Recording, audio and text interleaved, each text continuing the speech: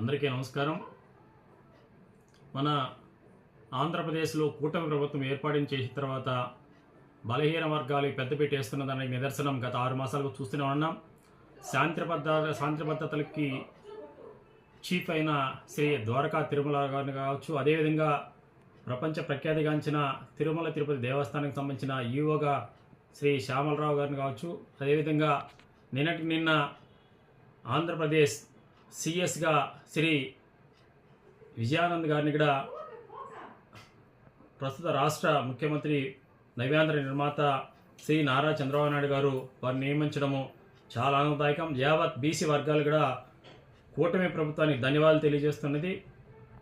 అనేక సంవత్సరాలుగా అటు ఉమ్మడి ఆంధ్రప్రదేశ్ ఉన్నప్పుడు కూడా కావచ్చు, ప్రస్తుతం విడిపోయిన ఆంధ్రప్రదేశ్లో కూడా కావచ్చు, ఒక రాష్ట్రానికి సిఎస్గా బలహీన వర్గాలకు సంబంధించిన వ్యక్తిని నియమించిన దాఖలు లేదు. కూటమి ప్రభుత్వము ఈరోజు బీసీలకు ప్రత్యేకంగా గుర్తింపు తీసుకురావడానికి మనం చూస్తూనే ఉన్నాం. దానిలో భాగంగా శ్రీ విజయానంద్ గారిని ఆంధ్రప్రదేశ్ రాష్ట్ర సిఎస్గా నియమించినందుకు మరొక మారు కూటమి ప్రభుత్వానికి, అదేవిధంగా రాష్ట్ర ముఖ్యమంత్రి శ్రీ నారా చంద్రబాబు నాయుడు ధన్యవాదాలు తెలుసు. భారత్